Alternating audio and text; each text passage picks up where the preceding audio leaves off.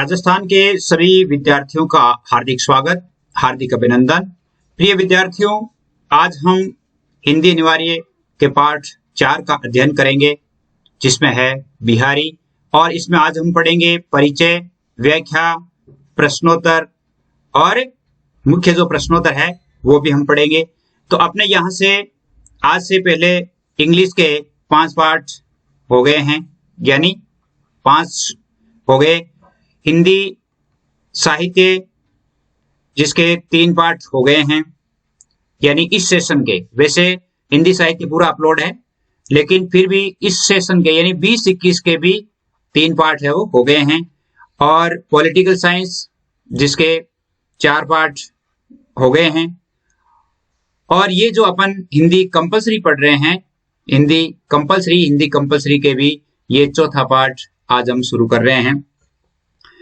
और आपको पता है, आप वैसे जानते ही हैं, बहुत सारे विद्यार्थियों के यानी कॉल्स आते हैं और कहते हैं कि सर मुझे ग्रुप में ऐड करो या मेरे पास वो लिंक भेजो। जब आप इन नंबरों के आधार पर यानी 9610208295 इन पे अपना व्हाट्सएप ग्रुप भी बनाया गया है और उस व्हाट्सएप ग्रुप पर भी आप कांटेक्ट कर सकते हैं। अपने उत्तर है वो भेज सकते हैं। इंग्लिश के बहुत सारे उत्तर बहुत सारे विद्यार्थी भेजते भी हैं और ऑल राजस्थान से सभी विद्यार्थी जो भेजते हैं तो उनका बहुत बहुत धन्यवाद भी है।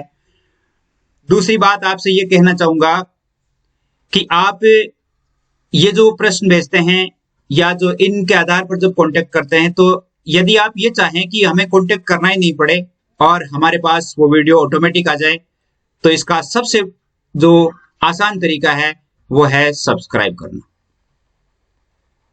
जब आपके पास सब्सक्रिप्शन होगा तो आपके पास वीडियो अपलोड होते ही, यानी जो ग्रुप बने हुए हैं, हम अपने जो ग्रुप बने हुए हैं उन ग्रुप्स में तो बाद में डाला जाता है, अपलोड होते ही आपके पास उसका नोटिफिकेशन आ जाता है। और बहुत सारे विद्यार्थियों के पास आता भी है, जब मैं उन्हें प्रश्न भेजता हूं तब वो कहते हैं कि सर हमारे पास पहले ही नोटिफिकेशन आ गया था, हमने वीडियो देख लिया। तो बहुत अच्छी बात है। सबसे आसान तरीका तो यही है। दूसरा आसान तरीका है कि आप सारे वीडियोस, यानी जब आप साहित्य जो क्लासेस, इसे जब आप सर्च करेंगे साहित्य क्लासेस सर्च करेंगे और वहां सर्च करने पर आप वीडियोस की प्लेलिस्ट में जाएंगे और प्लेलिस्ट में वहां जब आप जाएंगे तो वहां पर आपके लिए हिंदी की अलग से बनी हुई है, राजनीति विज्ञान की अलग से बनी हुई है, हिंदी साहित्य की अलग से बनी हुई है, इंग्लिश की अलग से बनी हुई है और ग्रामर जो है उसकी भी अलग से बनी हुई। तो वहां पर आप जाकर के भी स्टडी कर सकते हैं। तो ये तो था अपना परिचय कि भाई आप चैनल पर अध्ययन कैसे कर सकते हैं, क्योंकि अभी जो समय है, इस समय में जैसे ये सेशन तो जा रहा है, हो सकता है आपके कोर्स कम हो जाए, लेकिन कम होने पर भी आपके पास ज्ञान तो होना चाहिए। जब आप 12th कक्षा पास कर रहे हैं, आगे जाकर के जब कंपटीशन क्लासेस देंगे तो कंपटीशन क्लासेस में तो वो कोर्स कम होगा नहीं। इसलिए आपको गंभीर अध्ययन करना चाहिए। जब आपके पास इस प्रकार बहुत सारे सोशल मीडियाज के माध्यम से जब इतनी अच्छी सुविधाएं आपको मिल रही है, तो आपको अध्ययन करना चाहिए। तो सबसे पहले हम आज पढ़ेंगे बिहारी का परिचय। और बिहारी के परिचय में हम देखिए क्या पढ़ते हैं, और बिहारी का बहुत ही अच्छा और सटीक परिचय आपको बताऊंगा, जिसमें बिहारी का परिचय आपके कंठस्थ हो जाएगा। देखिए बिहारी के परिचय में, और आप लिखना आपको कैसे है बिहारी परिचय। अब आप यहां पर यानी वो लिख सकते हैं, यानी 1553 से 1663, यानी आप यहां पर भी लिख सकते हैं। लेकिन देखिए 1595 से, यानी 1595 से लेकर के 1663, यहां पर 1595 ईस्वी से 1663 ईस्वी, ये आप लिख सकते हैं। परिचय देते हैं। अब परिचय देने के लिए आपको बहुत अच्छे शब्दों का यूज करना है। तो वो अच्छे शब्द क्या, देखिए रीतिकालीन परंपरा के रीतिसिद्ध कवि, रीतिकालीन परंपरा के रीतिसिद्ध कवि या रीतिसिद्ध काव्य की का प्रतिनिधि करने वाले कवि, प्रतिनिधित्व कवि जो है। बिहारी का जन्म पिता केशव राय के घर ग्वालियर में बसवा नामक ग्राम में 1595 ईस्वी में हुआ था। इनका बचपन बुंदेलखंड में बीता और युवावस्था में वे ससुराल मथुरा आ गए। अब कैसे हम कहेंगे कि वो वास्तव में ससुराल मथुरा आ गए, तो कैसे मिलता है? एक बिहारी बिहार नाम का एक ग्रंथ है, यानी बिहारी बिहार नाम का एक ग्रंथ है, उस ग्रंथ में यह मिलता है, यानी बिहारी का लिखा हुआ कि जन्म ग्वालियर जानिए खंड बुंदेले बाल, तरुणाई आई सुखद मथुरा बसी ससुराल। यानी जन्म तो ग्वालियर में हुआ, और जब तरुणाई अर्थात जो ही थोड़ा बड़ा हुआ, सुखानुभूतियां होने लगी, और मैं क्या है कि ससुराल में जाकर के बस गया। जब बिहारी 8-10 वर्ष के थे तभी इनके पिता ने ग्वालियर छोड़कर वो ओरछा चले गए थे। तत्कालीन ओरछा नरेश इंद्रजीत सिंह की राजसभा में अनेक कवियों, गायकों और नर्तकों को स्थान मिला हुआ था। बिहारी उन सभी में खास कवि थे। बिहारी को जो वहां पर स्थान था वो खास स्थान था। बिहारी ने नरहरिदास नामक महात्मा से संस्कृत और प्राकृत की शिक्षा प्राप्त की। 1618 ईस्वी में बिहारी शाहजहां के दरबार में आगरा आ गए। शाहजहां के शासनकाल में थे ये, आगरा आ गए। बिहारी की काव्य प्रतिभा से प्रसन्न होकर भारत के कई राजा उन्हें वार्षिक वृत्तियां देते थे। यानी एक ही नहीं, जैसे अपने जयपुर के महाराजा जो जयसिंह थे वो भी उन्हें वार्षिक वृत्ति दिया करते थे, मतलब पेंशन देते थे साल भर में जब उनके आते थे, और वो वहां से धन प्राप्त करके जाते थे, क्योंकि बहुत अच्छे कवि थे, बहुत सारे राजाओं के संपर्क में रहे थे। और 1635 ईस्वी में जब बिहारी अपनी वार्षिक वृत्ति लेने जयपुर आए थे तो आमेर के राजा जयसिंह के दरबार में पहुंचकर अल्पवयस्का रानी, अल्पवयस्का मतलब जैसे वो रानी उम्र में कम थी, और राजा जो है वो उस नवोढ़ा रानी के मोहपाश में इतना आसक्त हो गए थे कि राज कर्तव्य भूल करके और वो राज दरबार से बाहर ही नहीं आते थे। और उन्होंने जब वहां गए, जाने पर बिहारी वहां के जो कामकाज करने वाले वहां की जनता थी, तो उन्होंने कहा कि कविराज महोदय, आपके राजा तो यानी रानी को छोड़ करके बाहर ही नहीं आते हैं, ये महल में ही बैठे रहते हैं, तो इसलिए उन्हें कम से कम समझाओ। तब उन्होंने क्या किया, एक दोहा लिखा था, और एक दोहे के माध्यम से उन्होंने सावचेत किया था। वो दोहा क्या था? वो दोहा था कि उन्होंने क्या कहा था, वो दोहा ये था, नहीं विकास नहीं मधुर मधु, नहीं विकास नहीं मधुर मधु, नहीं विकास इह काल, अली कली ही सो बध्यो आगे कौन हवाल, आगे कौन हवाल। यानी नहीं, अली कली ही सो बध्यो आगे कौन हवाल, अर्थात कि हे राजन, अभी तो ये कली है, जब ये फूल बन जाएगी, अर्थात ये विकसित हो जाएगी, तब तुम्हारा क्या होगा। अली कली ही सो बंधे और आगे कौन हवाल, अर्थात जब ये नवोढ़ा रानी जब ये फूल बनकर के आपके सामने आएगी तब आपका क्या होगा। यानी तब ये दुआ सुनकर के ये कहा जाता है कि राजा उसी दिन से उन्होंने अपने जनता को संभाला, राजकाज में आए और उन्हें असरफियों से सम्मानित किया और कहा कि आपने मुझे ज्ञान करा दिया, अर्थात आपने मेरी आंखें खोल दी। आगे देखिए, जब वहां पर बिहारी काव्य प्रतिभा कर रहे थे तो वहां जयपुर में चौहानी रानी थी, उन्होंने प्रसन्न होकर के बिहारी को काली पहाड़ी नामक ग्राम दान में दिया था। देखिए कितनी अच्छी अच्छी सूचनाएं आपके लिए। काली पहाड़ी नामक जो ग्राम है वो दान में दिया, और रानी ने बिहारी का चित्र राजमहल में बनवाया जो आज भी विद्यमान है। यानी एक आज भी बिहारी का चित्र है उस रानी का, यानी चौहानी रानी का है वो बनाया हुआ चित्र, बनवाया हुआ आज भी वहां पर है। बिहारी ने 713 दोहों वाली सतसई की रचना की। इनकी सतसई में कितने दोहे हैं? 713 दोहे हैं। इनके काव्य में भक्ति, नीति, श्रृंगार, प्रकृति चित्रण, ज्योतिष का अनूठा संयोग है। ज्योतिष के भी बहुत अच्छे जानकार थे। अपनी विलक्षण काव्य प्रतिभा के बल पर बिहारी ने अक्षय कीर्ति प्राप्त की, अक्षय कीर्ति प्राप्त की। आयु के उत्तरार्ध में बिहारी निम्बार्क संप्रदाय में दीक्षित हुए और राधा कृष्ण की भक्ति करने लगे। इतनी अच्छी जानकारी देखिए। बिहारी की रचनाओं में उक्ति वैचित्र्य है, अन्योक्ति है, अर्थ गांभीर्य है, अर्थ विस्तार है, अलंकारिकता है, कल्पना की समाज शक्ति और विलक्षण कल्पना की समाज शक्ति का विलक्षण समावेश है। इसीलिए इनके बारे में कहा गया है कि सतसैया के दोहरे जो नाविक के तीर, इसी कारण इनके बारे में कहा गया है कि सतसैया के दोहरे जो नाविक के तीर, देखन में छोटे लगे घाव करे गंभीर। यानी छोटे दोहे हैं लेकिन बहुत अधिक गंभीरता धारण किए हुए हैं। कवि बिहारी ने श्रृंगार के संयोग और वियोग का मर्म स्पर्शी वर्णन किया है। श्रृंगार का जो एक तो संयोग श्रृंगार होता है, एक वियोग श्रृंगार होता है। यानी जब प्रेतम प्रेतमा उपस्थित होते हैं उनके बीच में जो श्रृंगार होता है वो संयोग है, और प्रियतम छोड़ करके चला जाता है और उसके विरह में जब उनकी यादें हैं, स्मृतियां हैं, तो वहां पर वियोग श्रृंगार होता है। एक संयोग श्रृंगार का देखिए एक बहुत ही सुंदर उदाहरण है, और ये सुंदर उदाहरण कहाँ है कि जब गोपियां श्री कृष्ण से बातें करने के लिए उनकी मुरली जो होती है, बांसुरी जो होती है, उसे छिपा लेती है, और जब श्री कृष्ण उनसे कहते हैं कि पूछते हैं कि आपके पास मेरी बांसुरी है, तो वो यानी अपनी गर्दन से इशारा करके कहती है कि हाँ हमारे पास है। जब वो कहता है कि हमें दो, तब वो क्या कहती है, मना कर देती है। यानी बतरस लालच लाल की, यानी श्री कृष्ण से बातें करने के लिए, बातों का रस लेने के लिए बतरस लालच लाल की मुरली धरी लुकाए, सोह करे बोहनी असर देन कहे नट जाए। जब वो कहते हैं कि भाई दे दो, तो क्या करती है वो, देने के लिए कहते हैं, नट जाती है कि नहीं हमारे पास तो है ही नहीं। तो इस प्रकार देखिए कितनी अच्छी अच्छी बातें इन्होंने बताई है। आगे देखिए, सत्संग समाप्ति के पश्चात बिहारी का श्रृंगार से मन है वो विरक्त हो गया। श्रृंगार से यहां पर है मन विरक्त हो गया, यानी श्रृंगार में फिर उनका मन नहीं रहा, और वे अपने गुरु नर हरिदास जी के पास वृंदावन आ गए। जैसे बिहारी बिहार नामक जो ग्रंथ है उसमें एक साक्ष्य मिलता है कि वास्तव में विरक्त हुए कि नहीं हुए, तो वो एक साक्ष्य मिलता है। उसको वहां एक दोहा मिलता है, उसमें लिखा हुआ है, कविता सो मन छूट गयो और लग्यो कान सु ध्यान, अर्थात श्री कृष्ण से मेरा ध्यान हो गया।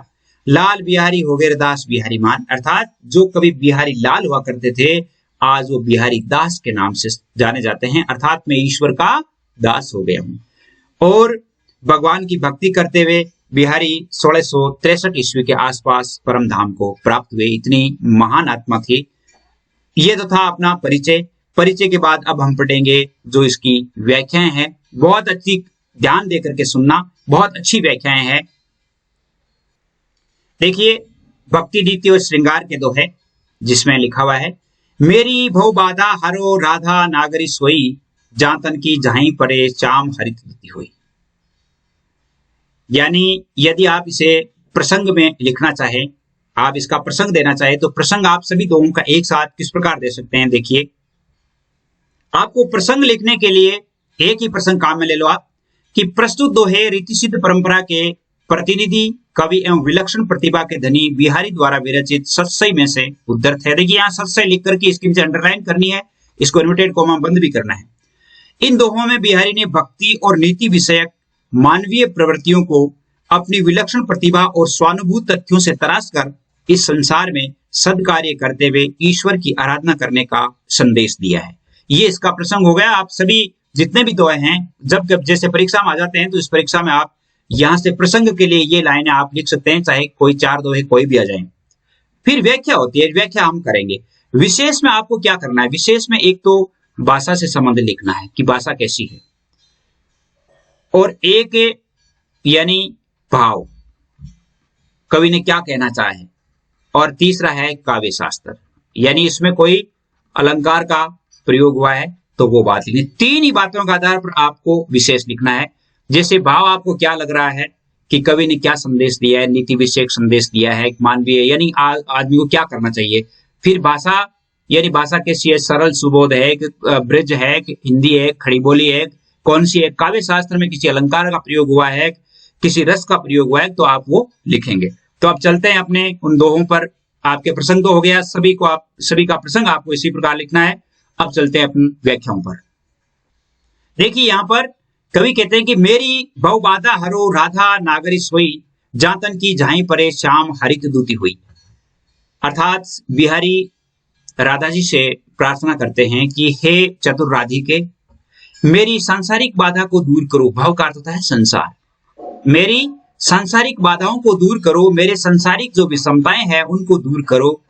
और आप तो इतनी महान है कि जातन की जहां पड़े श्याम हरित हुई, अर्थात आपके गोर वर्ण की परछाई जब श्री कृष्ण के श्याम शरीर पर पड़ती है तो श्री कृष्ण का रंग भी निखर जाता है, अर्थात श्याम हरित और श्याम का रंग भी हरा हो जाता है। तो यहाँ पर श्याम जो है वो भी अर्थात श्री कृष्ण भी आपके परछाई से प्रसन्न हो जाते हैं, या आपकी उपस्थिति से श्री कृष्ण भी प्रसन्न हो जाते हैं। श्याम हरित दुखी हुई, यहां पर श्याम जो है आपके श्याम और हरित इन दोनों में, यानी एक अलंकार जो है वो है आपके श्लेष, यानी श्याम शब्द है यहां पर श्री कृष्ण के लिए भी हुआ है, काले शब्द के लिए हुआ। हरित का अर्थ है यहां पर हरा होना, प्रसन्न होना, इसके लिए भी हुआ है। तो यानी जब श्री कृष्ण जैसे कृष्ण भी बहुत अधिक प्रसन्न हो जाते हैं, तो आप मेरी भी सांसारिक बाधाओं को दूर करें। आगे देखिए श्री जो बिहारी क्या कहते हैं, तो परवारो उर्वशी सुन राधिके सुजान, तू मोहन के उर्वशी वे उर्वशी समान। यानी इसकी व्याख्या करते हुए कवि कहते हैं कि हे राधिके, तो परवारो उर्वशी अर्थात आप पर तो मैं उर्वशी नामक अप्सरा को भी न्योछावर कर सकता हूं। हे राधिके, आप पर या आपकी कृपा हो जाती है तो मैं उर्वशी नामक जो अप्सरा है उसे भी न्योछावर कर सकता हूं। तू मोहन के उर्वशी, आप श्री कृष्ण के हृदय में बसी हुई हो, वे उर्वशी समान, और आप उर्वशी नामक आभूषण के समान भी हो। यहां पर उर्वशी के तीन अर्थ हैं। उर्वशी एक तो अप्सरा है, और एक उर्वशी आभूषण होता है, और एक उर्वशी का अर्थ होता है हृदय में बसी हुई।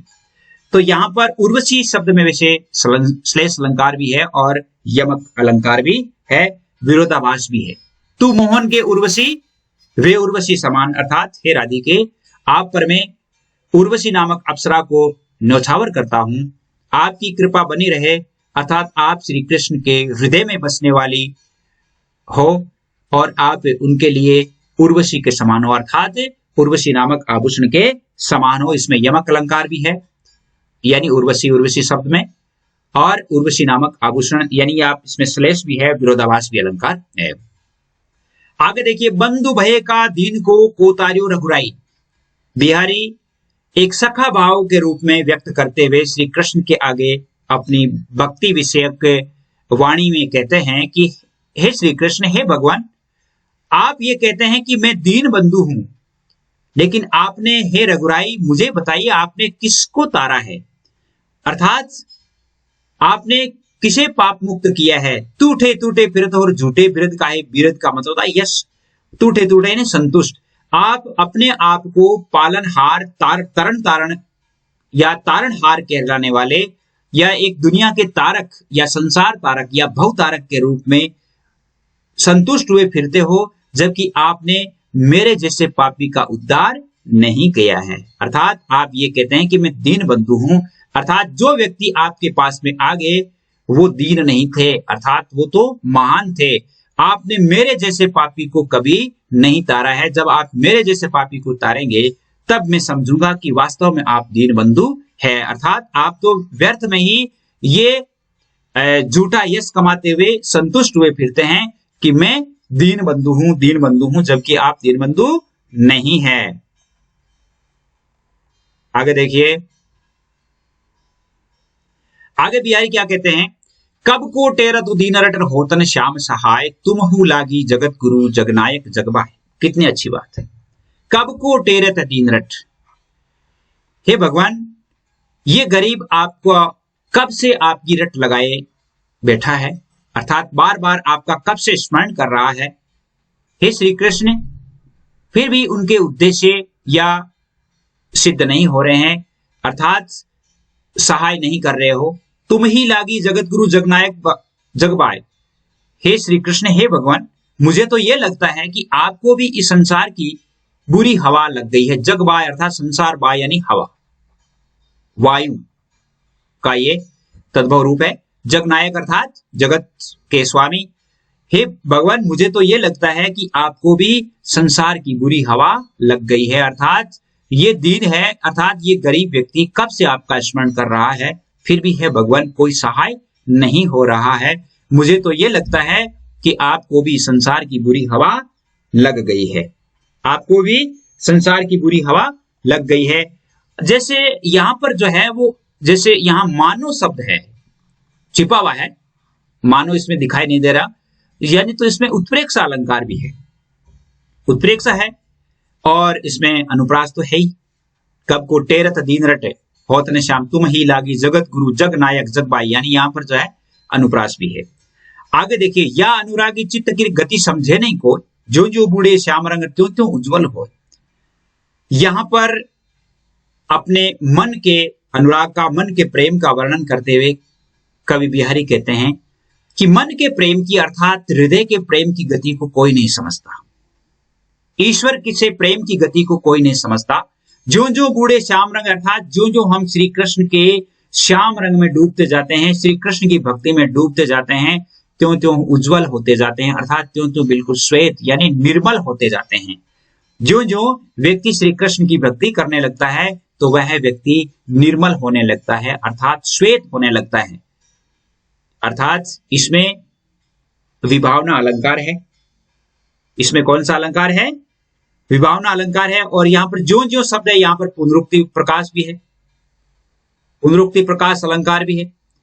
बूढ़े श्याम रंग त्यों त्यों उज्जवल हो, यहां पर विरोधाभास अलंकार भी है। अर्थात जैसे श्याम रंग में डूबने पर व्यक्ति काला होता है, जबकि यहां पर श्याम रंग में डूबने पर उजला हो रहा है।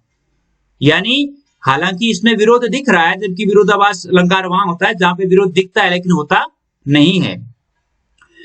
तो यहां पर विभावना अलंकार है इसमें, और पुनरुक्ति प्रकाश है, विरोधाभास अलंकार भी है। अगले में देखिए, भजन कयो ताते भजो भजोन एको बार, दूरी भजन जाते कयो सोते भजो गंवार।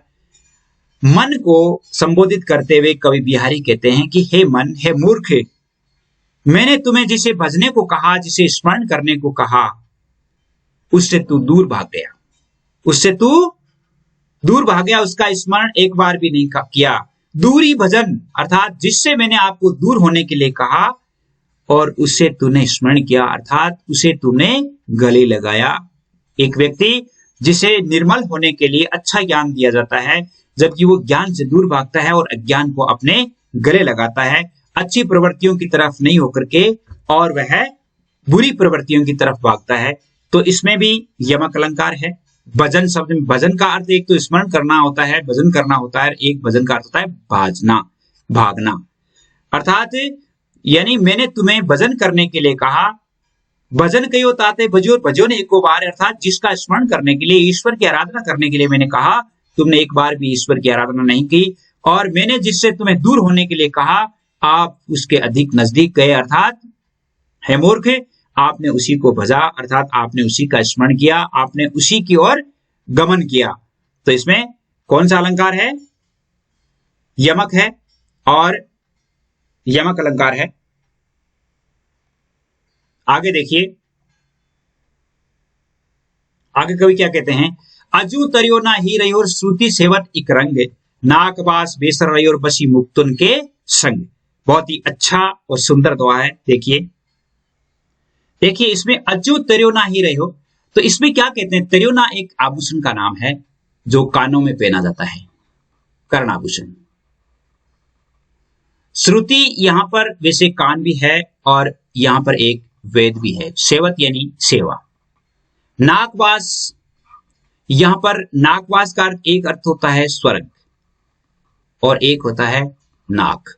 बेसर एक तरह का आभूषण है, और मुकुतन का मतलब होता है मणि या जैसे मुक्ता, मोती जिसको हम कह सकते हैं। कवि इसके दो अर्थ है, यानी एक लौकिक अर्थ के माध्यम से पारलौकिक अर्थ का बखान करना चाहते हैं, और कर्ण आभूषण को संबोधित करके कहते हैं कि हे तरुणा, तुम तो अभी भी कर्ण आभूषण ही रह रहे हो। आपने इतने दिनों तक भगवान श्री कृष्ण के कानों की अर्थात कानों में रहे, लेकिन फिर भी आपको वो स्थान प्राप्त नहीं हुआ जो एक बेसर यानी मोतियों के साथ, मोतियों का साथ लेकर के जिस बेसर ने नाकवास अर्थात स्वर्ग को प्राप्त करा है। नाकवास क्या है? जैसे नाक जो है वैसे इज्जत का स्थान होता है, वैसे अपने मानव सभ्यता में भी कि जैसे यानी नाक का सवाल है, कहते हैं ना, तो नाकवास बेसर ले बसी मुक्तन के संग, अर्थात मुक्तन के साथ, अर्थात मुक्ता के साथ होकर के, और आपने उस बेसर ने स्वर्ग को प्राप्त कर लिया है। इसका एक श्लिष्टार्थ अर्थ क्या है? श्लिष्टार्थ अर्थ यह है, कोई जो सगुण उपासक है वो एक वैदिक वेदों की अध्ययन करने वाले व्यक्ति को कहते हैं कि आपने ज्ञान के माध्यम से अर्थात वेदों को पढ़ा, लेकिन फिर भी आप अपने आप को सही नहीं कर पाए, अर्थात आप अपने मन की जो दुष्प्रवृत्तियां हैं उनको नहीं विसार पाए, अर्थात आप उन्हें नहीं छोड़ सके। जबकि एक भक्ति करने वाला व्यक्ति जो है वो मुक्ति को प्राप्त हो गए हैं, अर्थात श्री कृष्ण की भक्ति करने वाले सभी मुक्ति को प्राप्त हो गए हैं। तो आप इसे लिखेंगे कैसे? आप इसे ये लिखेंगे कि एक निष्ठावान से वेद शास्त्रों का अध्ययन करने वाले, तू अभी तक अपना उद्धार नहीं कर पाया है, तू अभी तक अपना उद्धार नहीं कर पाया है। और यदि तू मुक्त पुरुषों की संगति में करके और सामान्य जन्म में भी जो है स्वर्ग की प्राप्ति करने वाले, अर्थात मुक्ता के साथ बेसर जो है वो मुक्ता के साथ होकर के स्वर्ग को प्राप्त हो गए हैं। आगे देखिए, सघन कुंज छाया। अब इसमें देखिए तर्योना शब्द है, इसमें यहां पर कौन सा अलंकार है? इसमें अन्योक्ति भी है, ये अन्योक्ति अलंकार है इसमें। और आगे देखिए, सघन कुंज छाया सुख शीतल सुरभि समीर मन वे जातु अजो वही जमुना के तीर। यानी श्री कृष्ण की अनन्य भक्ति को व्यक्त करते हुए कवि बिहारी क्या कहते हैं कि हे सखी, एक सखी दूसरी सखी से कहती है, हे सखी, जहां पे सघन कुंज है, जहां पर छाया है, और यानी सघन कुंज अर्थात पेड़ पौधों की लताओं की जहां पर छाया है और बहुत ही सुखानुभूति करने वाला स्थान है, जहां पर शीतल मंद मंद हवाएं चलती है, शीतल मंद मंद हवा चलती है, मन वे जातु अजू वह उई जमुना के तीर। बार बार मेरा मन है वो उसी यमुना के तीर पर भ्रमण करने का मन करता है जहां पर हमने श्री कृष्ण के साथ लीला विहार किया था। गोपियां, एक गोपी दूसरी गोपिका से कहती है कि जहां पर अर्थात यमुना नदी के किनारे जहां पर सघन कुंज थे और सुख प्रदान करने वाली छायाएं थी, जहां पर शीतल सुरभि अर्थात शीतल मंद समीर अर्थात हवा चलती थी और श्री कृष्ण हमारे साथ हुआ करते थे और हम वहां पर रास किया करते थे, बार बार मन है वो उन्हीं स्मृतियों में लौट रहा है, वही स्मृतियां बार बार मेरे मन को हो रही है। यहाँ पर अन्योक्ति अलंकार है। सोहत ओडे पीतपट श्याम सलोने गात मनोनीलमणि शैल पर आतप प्रिय प्रभात। सोहत ओडे पीतपट श्याम सलोने गात, यानी सोहत यानी सुशोभित है, ओडे पीतपट यानी पीतांबर, श्याम सलोने गात। कवि बिहारी श्री कृष्ण के सुंदरता का वर्णन करते हुए कहते हैं कि श्री कृष्ण जिनके शरीर पर पीतांबर धारण कर रखा है और सुंदर सलोने श्याम शरीर पर पीतांबर धारण करने पर वे इस प्रकार सुशोभित होने हैं मानो नीलमणि के पर्वत पर सूर्य की कोमल किरणें बरस रही हो। आतप प्रयोग प्रभात अर्थात प्रभात कालीन सूर्य की कोमल किरणें हैं वो बिखर रही हो, ऐसा प्रतीत होता है। मनो नीलमणि अर्थात मनो जनो जानहु जहां पे होता है तो वहां पे उत्प्रेक्षा अलंकार होता है, इसमें उत्प्रेक्षा अलंकार भी है। इसमें देखिए, इह आस अटक्यो रहे तो अली गुलाब के मूल वे फेरी बसंत ऋतु इन डारन बेफूल। कवि बिहारी एक व्यक्ति की आशा का वर्णन करते हुए कहते हैं कि जब बसंत ऋतु समाप्त होने पर ग्रीष्म ऋतु आ जाती है और ग्रीष्म ऋतु में फूल है वो मुरझा जाते हैं, फिर भी भ्रमर जो होता है वह उन्हीं गुलाब के फूलों में इसी उम्मीद में इसी आशा में टिके हुए रहता है कि कभी न कभी इन बागों में इन फूलों पर इन पौधों पर कभी गुलाब के फूल खिलेंगे, फिर बसंत ऋतु आएगी। अर्थात जब व्यक्ति की परिस्थितियां प्रतिकूल हो जाती है तो वह भी उस भ्रमर की तरह अपने पुराने सुखों को स्मरण करते हुए सोचता है कि फिर कभी न कभी मेरे जीवन में सुख होगा और मैं उसी प्रकार पहले की तरह सुख का अनुभव करते हुए मेरा जीवन व्यतीत करूंगा। आगे देखिए, को छूटो इह जाल परी कत कुरंग अकुलात जो जो सूरजी भजो चाहे त्यों त्यों उर्जत जात। हे मन, इस संसार रूपी जाल से, कुरंग यहाँ पर जो है वो हिरण होता है, अर्थात एक हिरण जब जाल में फंस जाता है और जब वो जितना अधिक छूटने की कोशिश करता है वो उतना ही उलझता जाता है। तो यहाँ पर मन को संबोधित करते हुए कहता है कि हे मन, इस संसार रूपी या माया रूपी जाल में तुम फंस गए हो और इस प्रकार अब व्याकुल क्यों हो रहे हो। ज्यो ज्यो जितना तुम इस संसार रूपी या माया मोह से निकलने का प्रयास करोगे, तो तुम उतने ही उलझते जाओगे। अर्थात ये संसार है, इस संसार में से जो व्यक्ति एक बार फंस जाता है और वह इतना जितना अधिक प्राप्त करने की कोशिश करता है, वह उतना ही अधिक फंसता जाता है, वह उतना ही अधिक माया मोह में फंस करके और समाप्त हो जाता है। जिस प्रकार एक हिरण जाल में फंसने के बाद जब वह अपने आप को निकालने की कोशिश करता है, तो वह उतना ही अधिक उलझता जाता है और वह एक समय मर जाता है। आगे देखिए, यहां पर पुनरुक्ति प्रकाश अलंकार है। बतरस लालच लाल की मुरली धरी लुकाए सोह करे बोहने हसेर देन कहे नट जाए। ये मैंने अभी बताया था कि गोपियां श्री कृष्ण की बातों का लालच लेने के लिए श्री कृष्ण की बांसुरी को छिपा लेती है, और श्री कृष्ण जब कहते हैं कि आपके पास है, तब वो बहु से हंस करके इशारा करती है कि हाँ हमारे पास है, और जब श्री कृष्ण उन्हें देने के लिए कहते हैं तो वो मना कर देती है। आगे देखिए, इसमें नाची अचानक ही उठेर बिन पावस बिन मोर जानती हो नंदित करी यह दिशी नंद किशोर। दो सखियां आपस में बात करते हुए कहती है कि हे सखी, आज बिना वर्षा ऋतु के ही अर्थात ग्रीष्म ऋतु में भी मोर बोलने शुरू हो गए हैं, वन में मोर बोलने शुरू हो गए हैं।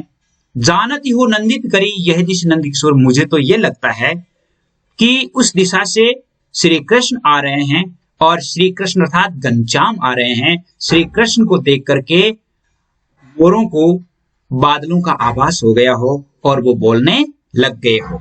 तो यहां पर नंदित करी, यहां पर जैसे सबंग श्लेष भी है, जैसे बंग किया हुआ है, आनंदित है। यहां पर लिखन बैठी जाकी छवीर कही गई गर्भ गरूर भयन कहते जगत के चतुर चितेरे कूर। हे सखी, अर्थात एक नायक नायिका की सुंदरता का वर्णन करते हुए कहता है कि नायिका की सुंदरता का वर्णन अर्थात उनकी छवि को लिखने के लिए अर्थात बहुत सारे गर्वीले चित्रकार है वो आए, और नायिका की सुंदरता का बखान करते हुए उन्होंने अपने अपने हिसाब से चित्र बनाए। लेकिन भय ने कहते जगत के चतुर चितेरे कूर, और जो ही उन्होंने चित्र बनाकर नायिका और उस चित्र में मिलान किया तो उन्हें परिवर्तन दिखाई दिया। अर्थात नायिका की पल पल बदलने वाली छवि या सुंदरता के कारण नायिका की सुंदरता को गर्वीले और बड़े बड़े विख्यात चित्रकार भी उनके चित्र को अंकित नहीं कर पाए। आगे देखिए, जीने पट में झुलमुलीर झलकत ओप अपार सुरतरु की मनु सिंधु में लसती सपल्लव डार। बहुत ही सुंदर श्रृंगार का दोहा है। जीने पट में झुलमुली, अर्थात झुलमुली नामक एक कान का आभूषण होता है। झुलमुली कान में पहना जाने वाला आभूषण है। झलकती अर्थात झलकता है, सुशोभित हो रहा है। सुरतरु यानी कल्प वृक्ष, सुरतरु का अर्थ है कल्प वृक्ष, मनु का अर्थ मानो, सिंधु यानी समुद्र, लसती सपल्लव डार यानी सपल्लव यानी पत्तों सहित, डार यानी डाली। जीने पट में झुलमुली झलकती ओप अपार सुरतरु की मनु सिंधु में लसती सपल्लव डार। एक नायिका और नायक जो है, नायक नायिका की सुंदरता का वर्णन करते कहते हैं कि नायिका के कानों में पहना जाने वाला झुलमुली नामक आभूषण उसके ओढ़े हुए जीने पट में से अर्थात जीने वस्त्र में से उसकी आभा है वो झलक रही है, सुशोभित हो रहा है।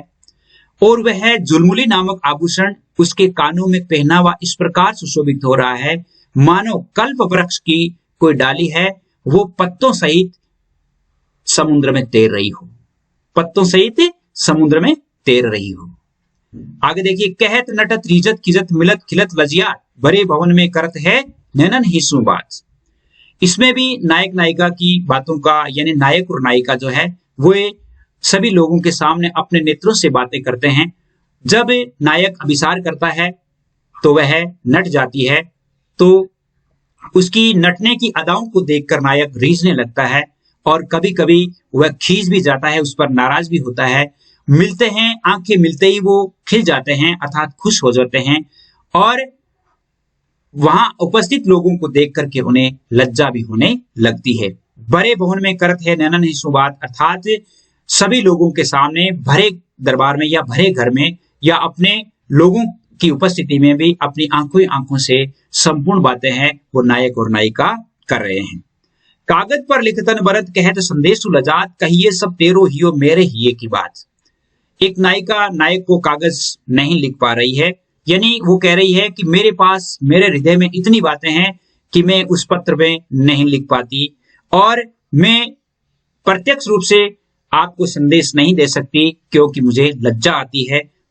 और वैसे यदि तुम मेरे हृदय की बात जानना चाहते हो तो आप अपने हृदय से पूछ लीजिए, अर्थात आप अपने हृदय से पूछे कि मेरे हृदय में क्या है, कहिए सब तेरो हियो मेरे हिये की बात। वैसे मेरे हृदय की बात, यदि मेरा प्रेम सच्चा है तो मेरे हृदय की बात है वो तुम्हारा हृदय कह देगा। इसमें देखिए, कहत सबे बेंदी दिएर अंक 10 गुनो होत, तिय लीलार बेंदी दिए अगणित बढ़त दोत। बिहारी जो है वो अपनी प्रियतमा की सुंदरता का वर्णन करते हुए कहते हैं, कहत सबे बेंदी दिए, अर्थात गणित में यह कहा जाता है कि किसी भी अंक के आगे जीरो लगाने पर, बिंदी लगाने पर उस अंक का मान 10 गुना बढ़ जाता है, जबकि सौंदर्य शास्त्र का तो नियम ही अलग है। तिय लीलार बेंदी दिए अगणित बढ़त उदोत, अर्थात सौंदर्य शास्त्र का तो नियम ही अलग है। नायिका के ललाट पर बिंदी लगाने पर उसका सौंदर्य है वो अगणित हो जाता है, अर्थात उसके सौंदर्य में अगणित अपार वृद्धि हो जाती है। डीठिन परतु समान दुति कनक कनक सोगात, भूषण कर कर्कश लगत परश पिछाने जात। कवि अपनी प्रियतमा की सुंदरता का वर्णन करते हुए कहते हैं कि डीठिन परत समान दुति, अर्थात सोने के आभूषण और सोने जैसे शरीर, दोनों स्वर्ण आभूषण और शरीर का रंग एक होने के कारण नायिका के शरीर पर धारण किए गए आभूषण दिखाई नहीं दे रहे हैं, अर्थात गौरवर्ण नायिका है और गौरवर्ण ही आभूषण है। कनक कनक से गात, अर्थात सोने जैसे शरीर पर सोने के आभूषण दिखाई नहीं पड़ते हैं। भूषण कर कर्कश लगत, अब जब हाथ से स्पर्श किया जाता है तो आभूषण कठोर लगते हैं, तब ऐसा आभास होता है कि प्रियतमा ने, नायिका ने कोई आभूषण पहन रखे हैं। यहां पर आप देख सकते हैं अतिशयोक्ति अलंकार है, अतिशयोक्ति अलंकार है, आप ये लिख सकेंगे। अंग अंग नग जगमगे दीप चिकासी दे, दिए बढ़ाए हूं रे बड़े उजारोगे। अंग अंग नग जगमगे, अर्थात नायिका के पहने हुए आभूषण हैं वो जगमगा रहे हैं, अगणित शोभा दिखा रहे हैं। दीप चिकासी दे, और उनका शरीर है वो भी दीपक की लो के समान है, दीपक की लो के समान है, और शरीर पर पहने हुए आभूषण है वो भी जगमगा रहे हैं। दिया बढ़ाए हूं रे बड़े उजारोगे, और जब वहां पर दीपक को बुझा दिया जाता है तो भी संपूर्ण भवन में उजाला रहता है, प्रकाश रहता है, अर्थात नायिका का शरीर है वो दीपक की लो के समान है और दीपक बुझाने पर भी वहां रोशनी रहती है। इसमें भी अतिशयोक्ति अलंकार है। कौन सा अलंकार है? अतिशयोक्ति अलंकार है। तो ये हुआ आपका पाठ। उम्मीद करता हूं आपको अच्छा लगेगा और कमेंट में आप अवश्य बताइएगा कि आपको कैसा लगा। जय हिंद, जय भारत।